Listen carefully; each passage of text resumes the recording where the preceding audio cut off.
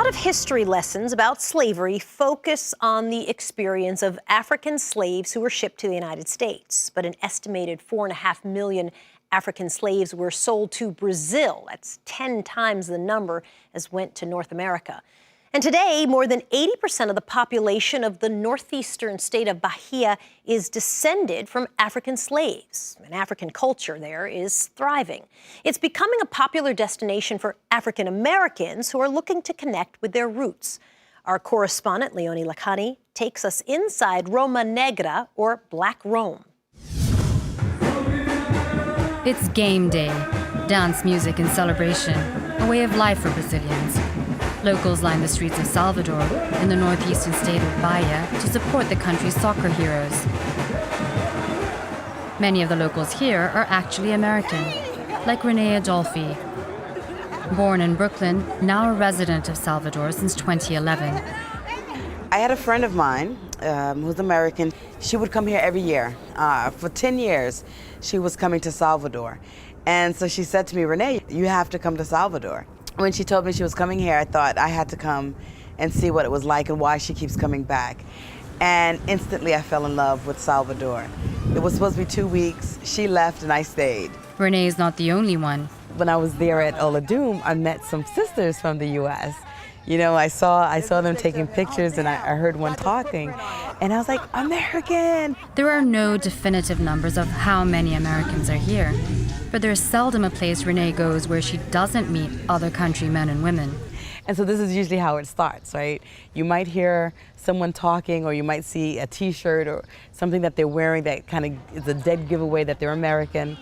You know, so then you start to talk and then you form an instant bond. And this is exactly what happened with these ladies. For these women, Brazil brought them closer to their African roots.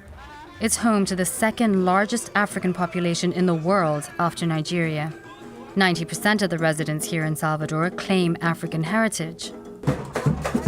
And that's what drew Renee here, giving up a successful career in Washington, D.C. When I lived in the U.S., I had my own home. I had a townhouse. I had a condo that I was renting out. I had 2 cars.